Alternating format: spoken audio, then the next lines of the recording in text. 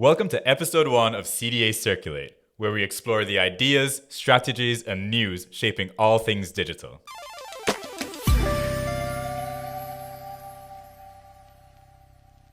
I'm Joe, the marketing executive here at CDA, and I've got with me here Stuart, the founder and director. How are you doing, Stuart? I'm feeling good, Joe. How are you? I'm great. Do you want to tell us a little bit about why you started the company, what your idea was behind it?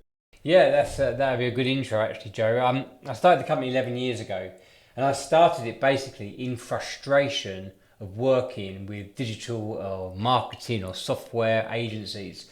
So I started my internet career. It was called the internet thing back then in the early 90s. And I've seen a massive progression, as you can imagine, online. And I've spent my life in the corporate world, and I was the one going out and working with agencies, giving them the briefs. Yeah. And they just used to frustrate me, basically, because they would do my brief and that's it. And then what I was looking for is more inspiration and ideas and people to challenge my brief and to help me with the brief, because I believe if you go to an agency, they should know more than you and bring that to the table. And that's why I started CDA, basically in frustration. Yeah, that makes a lot of sense. Of course, all of us here at CDA are kind of following that same idea, and we're, I hope so. working behind you to kind of, enact your vision for how an agency should work and what kind of value we should be bringing to our clients. For me, the value is all about partnership. It's not about it's not about agency here, client here. Yes, there's that relationship in terms of the financials, but you should be working together with our clients as a team in partnership, and we should be helping and shaping their future and challenging what they're doing, because that way we can get a better solution. 100%. I'm with you there. Right. So our topic for today is actually how AI is changing the e-commerce landscape.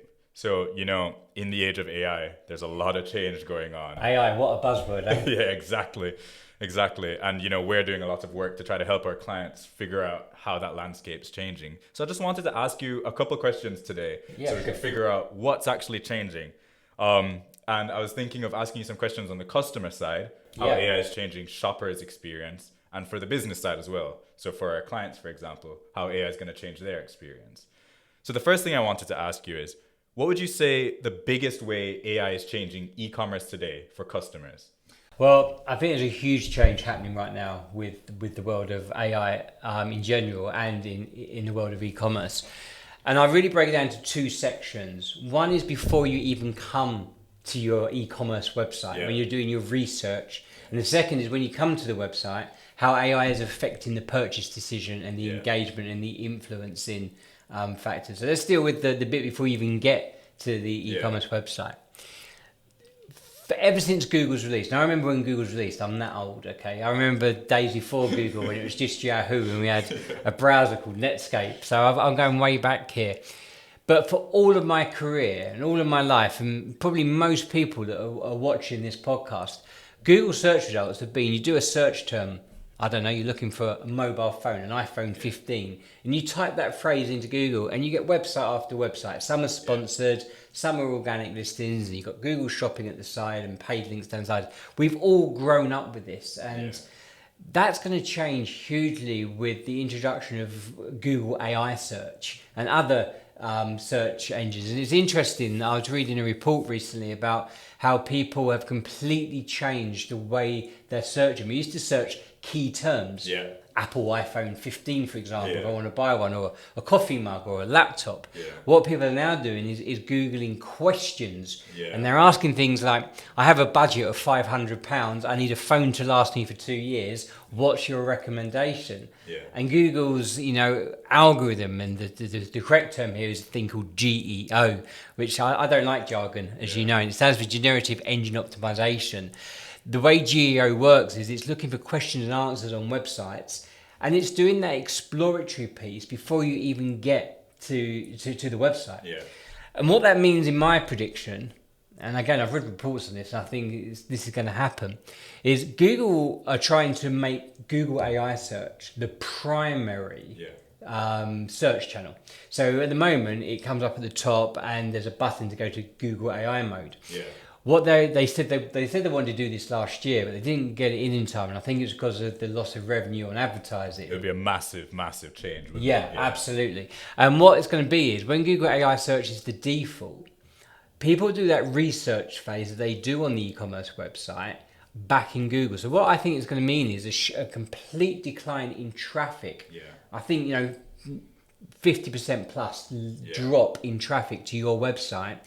But when they do come to your website, I think the intent level will be 5-10 times more because they've done that research phase. You've heard me in the office and you've heard me with clients many a time, Joe, talking about hunters and explorers in the world of e-commerce. And for those that don't know about hunters and explorers, the hunter has the mindset, they know exactly what they want. They want to get into the website, buy the product, get in and out as fast as they can and carry on with the day. I'm sure most of our audience can relate to that, and I know people here can.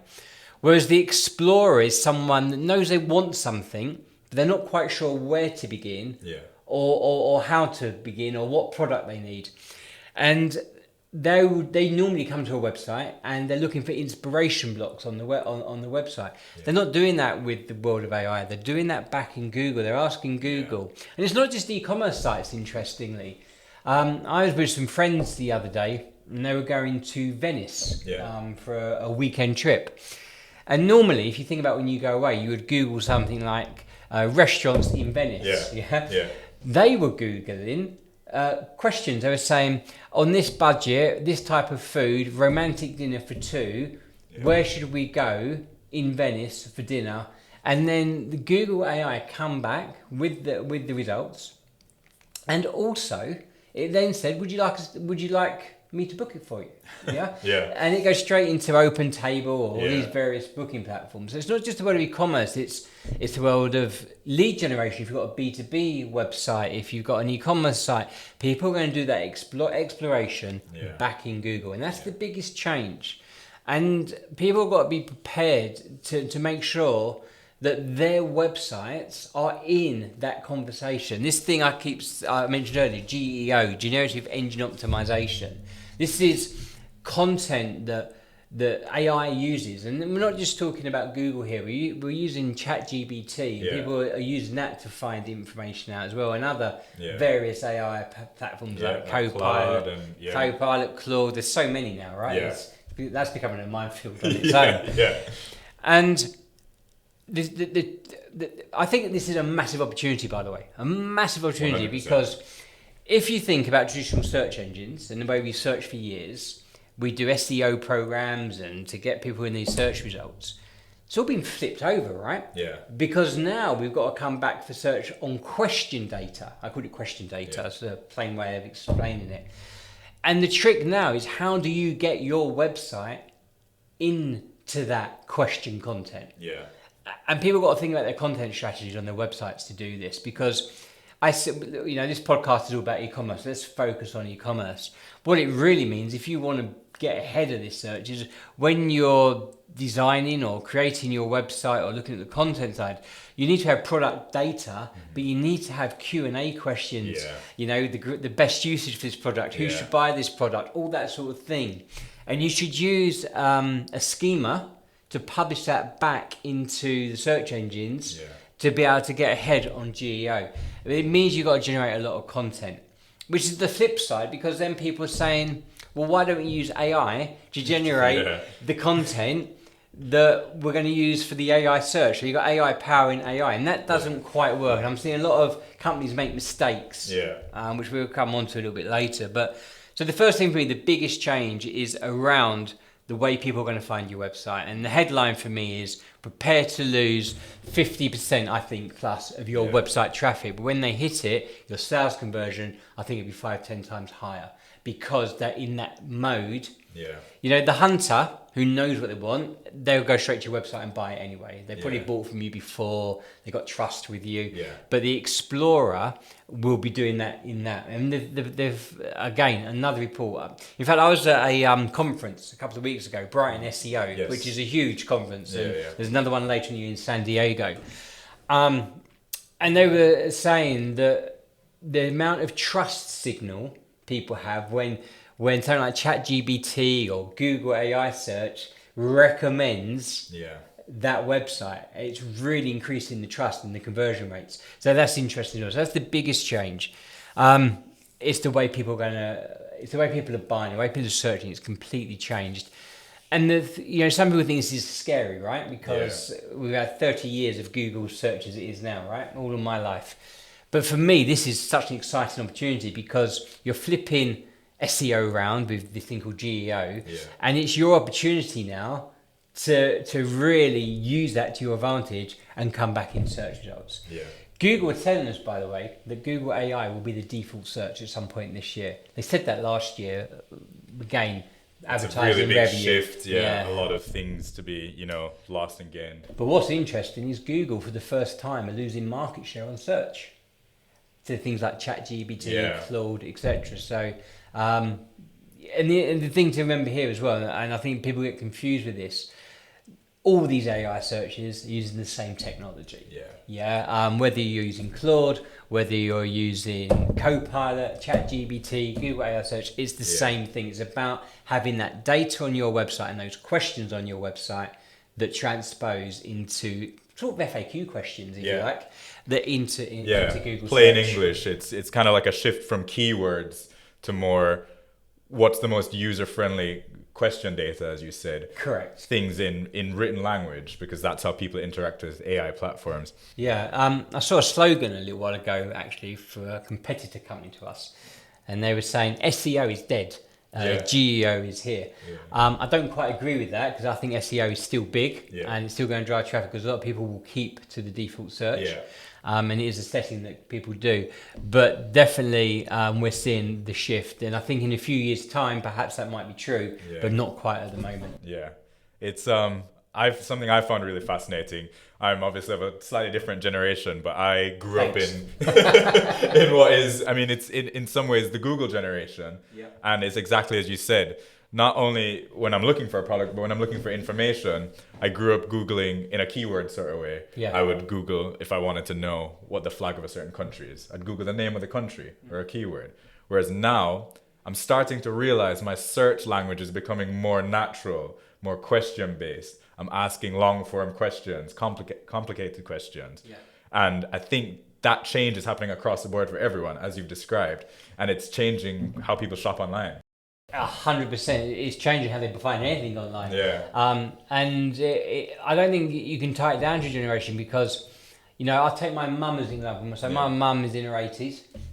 You'd expect with me as a son that she uses the internet, and she does. And I've had many times pushing her how to use the internet.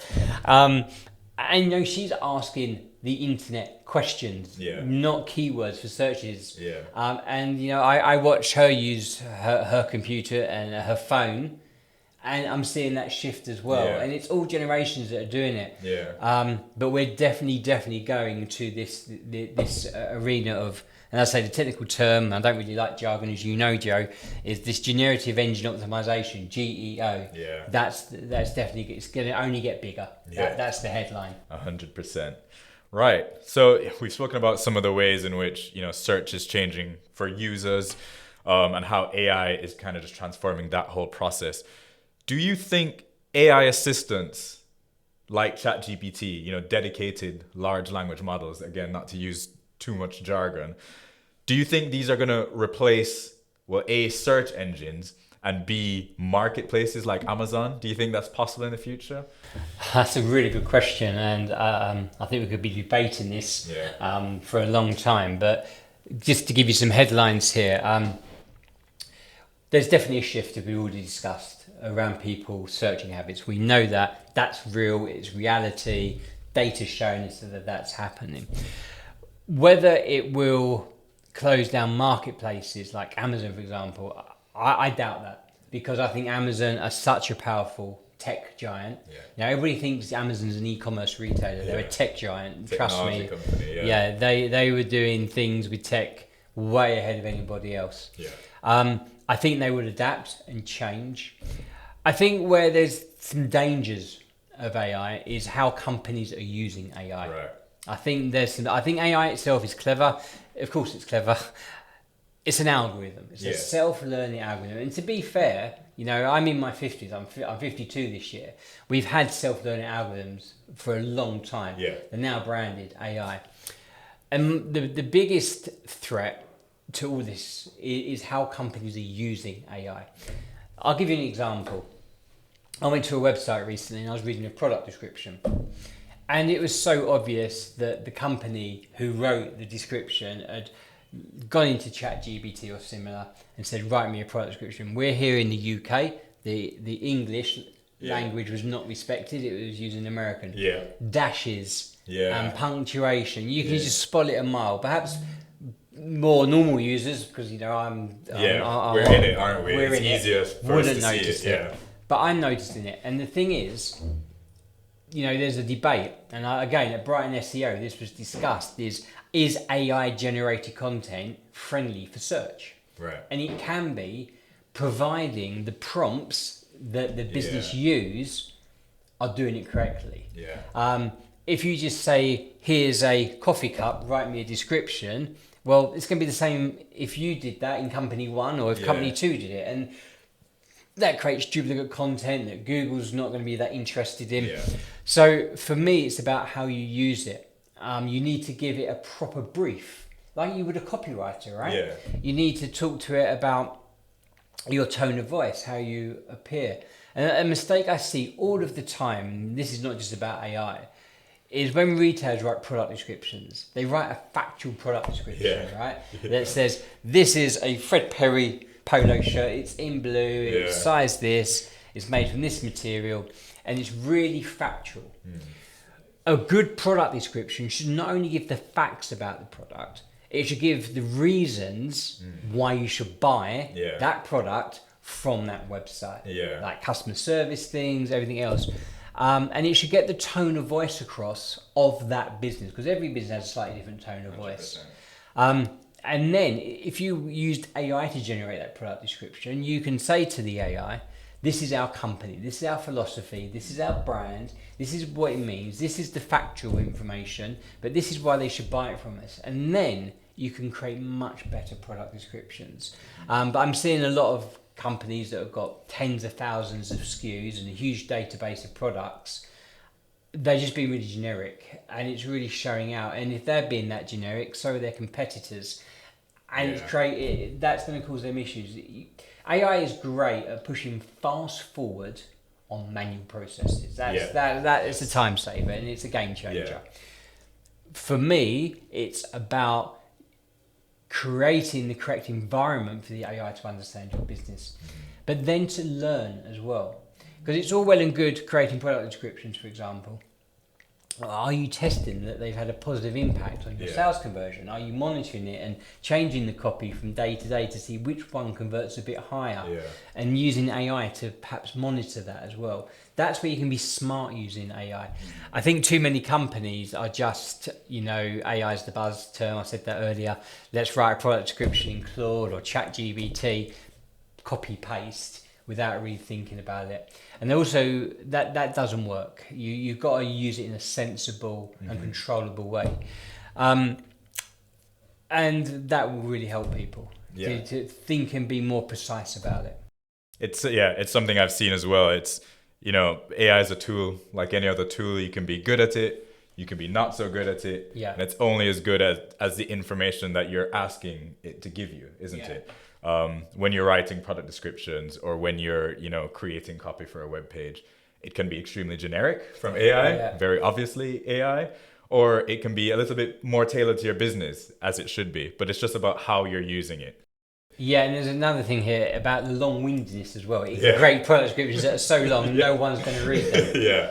And again, product descriptions on websites should be, it's like the news. When you watch the news, okay, you get the headlines at the beginning, then you get the details later. That's how content should be laid out on websites. You get the headlines at the top, because nobody really reads the product descriptions. The only people read them is the algorithms for search and from SEO and from GEO.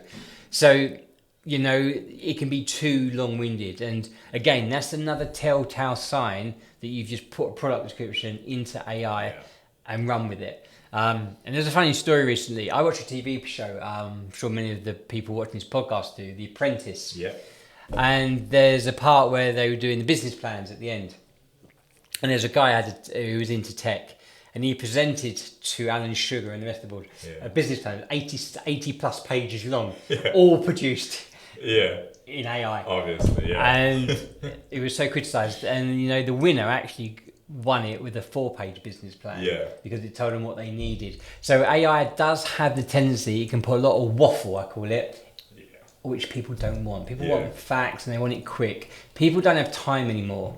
We're all busy and we're all doing things. When you're in that purchase mode, you need headlines and then the data underneath, the detailed product description, that needs to be more lengthy, but not too long, but be more aimed at SEO and GEO. Yeah, 100%. So we've spoken a lot about how AI is affecting, you know, the business side of things, you know, with product descriptions, how people who own businesses are using it. But I wanted to ask some more specific questions about, you know, some of the things that I've seen changing, and I'm sure you've seen as well, and what you think that's going to affect e-commerce websites going forward. So the first thing I wanted to ask was, are AI chatbots good enough to replace traditional or outsourced live chats? That's a very good question, and I'm going to answer it in 2 parts. Yeah. Directly, yes, they are. The technology is there. We live in that era of technology where they're brilliant. The downside and the no part to the answer, and it comes back to what I said earlier, it's companies are not giving the AI enough learning capability on their business and their services. And in fact, I was on a very well-known website for a telecommunications company. My broadband deal had come up and I needed to get a new broadband deal. And if anybody watching this podcast can relate to this, trying to deal with a telecommunications company, all of them always seems to be a nightmare, which for me goes against what they're about, right? And the AI bot, it was clear it was an AI bot because it wasn't listening. I kept saying, give me a person, because I was getting so frustrated. And in the end, I gave up. And that company that could have had a new customer lost the customer because I shut down a browser and I went to another company because it was so frustrating. And the reason it was frustrating is because the AI didn't have enough knowledge, or understanding, and it didn't recognize key things that I was saying that should have made it say, actually, I need to escalate this to a human who would be able to do a little bit more research. So I think the technology is great and it's there ticking the box. I think the way companies are using it, and again, they're just using it too fast without thinking about it. It's all about AI is only as good as what you can put into it. And it will learn over time. You know, we have customers that use AI chatbots and then they escalate to a human. Of course, during business hours, out of hours, they don't. And one thing I've told all of them is before you switch on the live AI mode, run live chat for 2 or 3 months with humans. Because the AI is reading that and understanding it and can see how you deal with that. And hopefully, of course, that will work if the humans that are talking in the live chat represent the brand in the correct way. But they should do, right? That's a completely different issue if they're not. But that's how AI can be used in a bad way that can have negative effects. I think it's quite frustrating as a customer when it's clearly an AI bot and it doesn't answer your question. It would be okay because I understand, and so do most people, that they need to filter the call, the chat first. It's like pushing 1, 2, 3, 4 on the telephone, right? They're trying to filter it into channels. That's fine. But when they do filter it, if the AI is out of ideas, escalate it. Quite often, I don't know if you found this or if any of the people watching this podcast have, quite often you end up in a loop. And you go round and round and round, and it's infuriating. So again, that would lose engagement and conversion, especially in the world of e-commerce. I want to say I actually recently had the opposite experience to you, Stuart. I had to reach out to customer service it was a different company, video game company. I was having some problems with my account, and I said, well, I can't do X, I can't do Y. What do I need to do to the live support chat? I knew an AI was coming back to me. You can always tell, can't you? And it said, have you tried this? I said, yes, that didn't work. And then it gave me another option. I said, yes, that didn't work. Clearly something is wrong. Can I talk to a support agent? And it said, okay, fine. And escalated it, gave me a support ticket number. And a real human reached out to me later. And of course, I didn't want to talk to the AI, but the system knew the ins and outs of the company. So it's done a good learning. It had, yeah, so it was given data to learn the things that it should say to me and gave me options to try. And then when those didn't work, it escalated me onto a live person. So and that's a good experience. Yeah. But the problem, as I said, is people rush this and they just put it live, and the AI doesn't understand who you are, your brand, your processes, your systems. It's only going to be as good as the data that you feed it, isn't it? So. Absolutely. So yeah, it's about education of the AI. That for me is really important, and that comes back to everything else we've said in this discussion. Right? 100%, yeah. Right. So I guess that leads into my next question, which is more on like the back end side of how companies, you know, handle their customer data and, you know, maybe how they reach out to prospects. But how do you think AI is changing how businesses deal with customer data, personalization maybe? Yeah, I think I've used this term already today. It's a game changer. Yeah. Let's just think about the world of e-commerce. So 4 years, you go to websites, and most e-commerce websites are laid out in this format. Yeah. Homepage, category landing page, category listing page with loads of products on it. You go into a product page, you add to basket, checkout, okay? Now there are shortcuts around that, of course, but that's the basis, right? Yeah.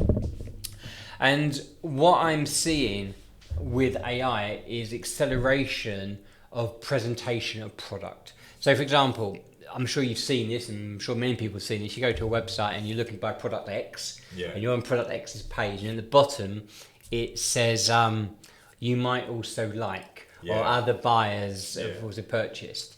And in the past, that was a manual process. And I remember years ago, you'd go into the back end, whether it's, you know, a WordPress a WooCommerce website, a Magento website, a Shopify website, and you put the SKU code in, and then you have to write out and select all the products that are going to appear in there. And so many times, and this used to make me laugh, and I used to tell people, don't do this. You'd be on a product page for, say, a product, say, £40, and the product they're recommending down here is £30. So you'd always try and go up, right? Not down. You always try and increase the average order value. And what AI has done is it basically can push record on every user experience on that website and create those recommendations automatically. It can look at patterns that people would buy product A, you know, 50% of them go and buy product B. So let's bundle that as a related product, right? Yeah. That's where it's really powerful, because you can think of the amount of time that would take a human. And I used to remember giving templates and spreadsheets to people that used to work for me when I was in the corporate world, and also some of our customers in the early days of CDA. We'd have massive spreadsheets with SKU codes everywhere. I know firsthand. One of my older jobs, we had over 1,000 SKUs, and one of my jobs was doing the related products on all the product pages. So I know what it's like. And now that's completely automated through AI and very clever algorithms that we basically, the way they work is really simple. They record every session that every person goes through on that website and can make those patterns and show those products. So for that side, it's really good, and that helps increase average order values.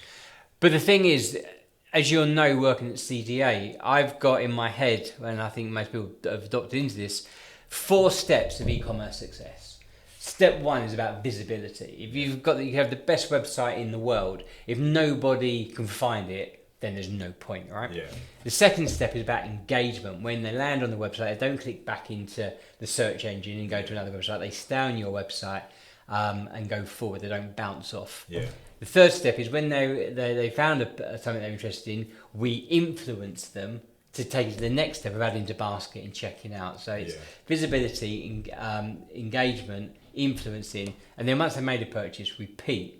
So AI is very good on repeat. We use tools all of the time where we put all of the order data and all the customer data into these platforms, and it works out what automations are required to send the right email marketing to customers based on what they've purchased and what they most likely would purchase based on algorithms.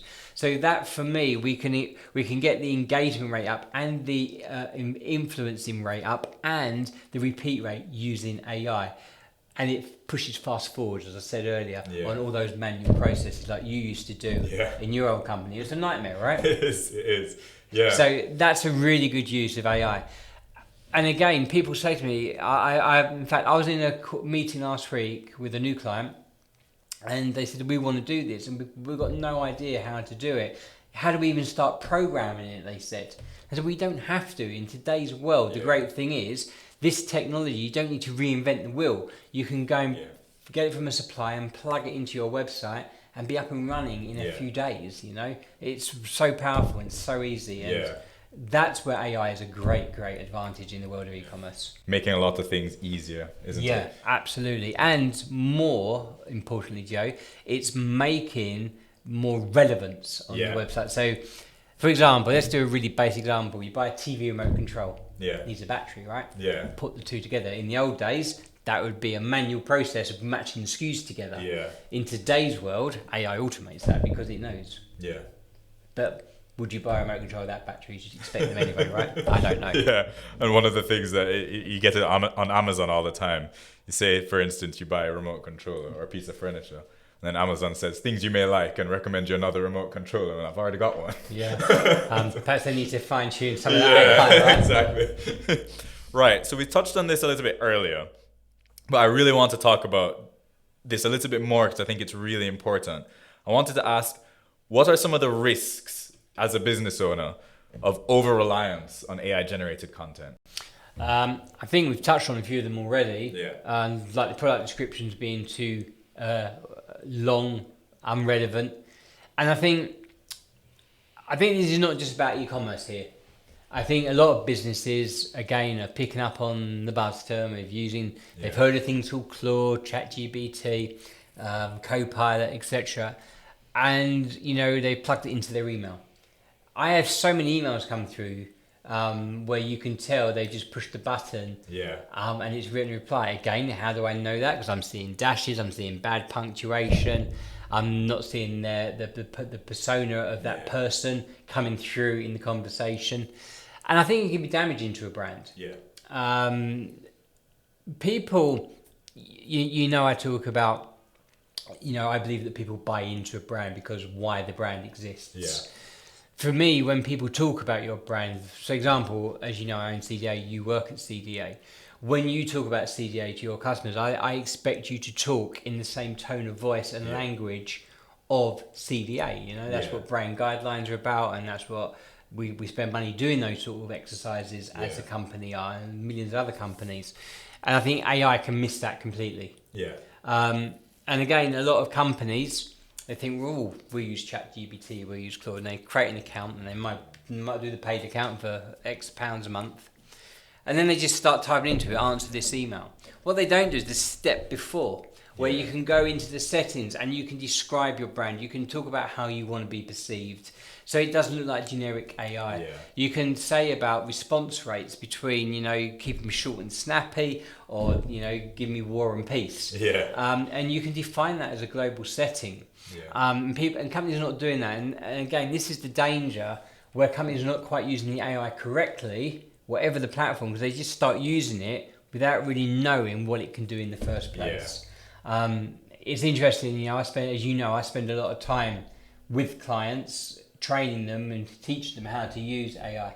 And 9 times out of 10, every time I go to a new client and we're talking about AI, and I say, show me what you're doing with this. And literally it's that, they've signed up to an account, 9 times out of 10, they're just saying, do this, without any background.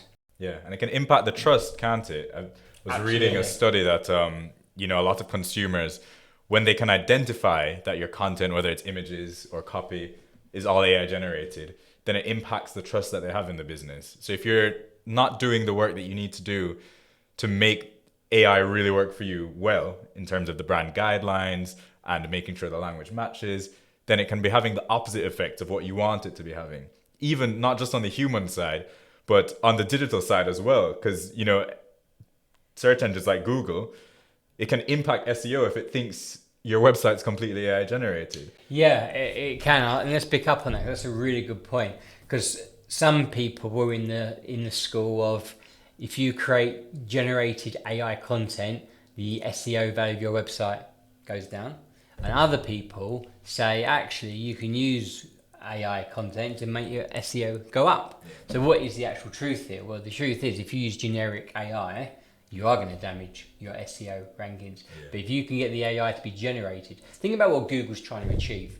Google wants unique content that's completely bespoke, because Google's trying to, we forget this fact that Google's people browsing and searching are Google's customers, right? And Google just wants to serve up the best experience to those customers and show the best websites to those customers. And it uses lots of things to score websites to decide if they're a good website or a bad website. So if you've got loads of generic AI generated content, that's not going to be great. Google will see through that, right? Google's clever. But if you've used Google, but to define the content really well and in your tone of voice, and it's unique to you, then Google's going to like that. It's common sense, right? Again, it's that push fast forward on a process. That's a really good way to describe it. But people have got to start using AI in a way that it's personal to their business and their audience.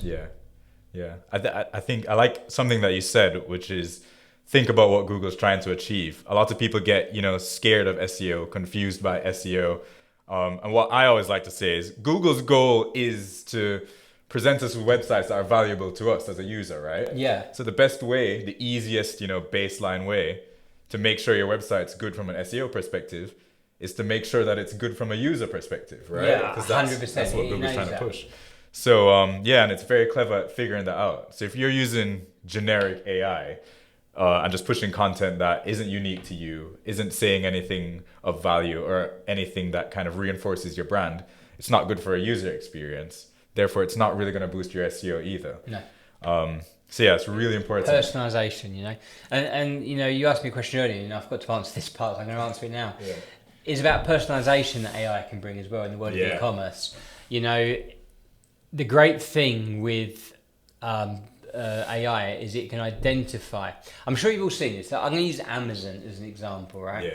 So let's imagine you've got a laptop there. I know you wouldn't use a laptop to go and Google Amazon. You go to your phone for like 97%, but you go onto your laptop and you Google, I don't know, a microphone. When you come back to Amazon, your homepage going to be full of microphones, because it's personal to your last experience. Now, that's very basic personalization, but you can go so much further than that in the world of personalization that, AI can look at your account history, for example, and I know a lot of high street retailers do this, and they look at what you tend to buy, like clothes-wise.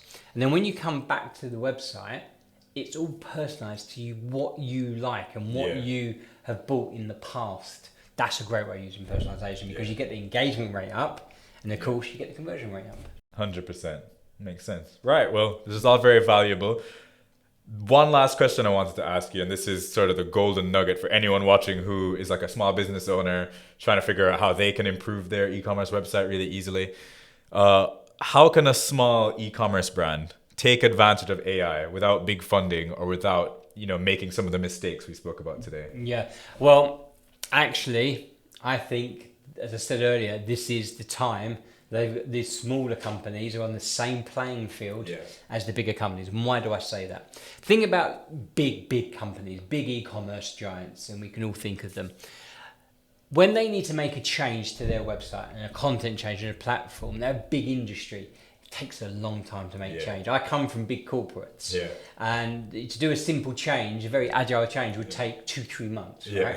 And it can be quite frustrating. I think that's one of the other reasons I've now got my. I imagine for you that would have driven crazy. I like to get things done, right? So I think for me, it's an opportunity for the smaller retailer to level the playing field, because if they can get ahead of this thing called GEO by putting more content on their website, using AI to get rid of the manual processes. I often hear, and I've spent a lifetime in businesses, we haven't got enough resource. For the first time, resource is not an issue because AI can take that heavy lifting and work out.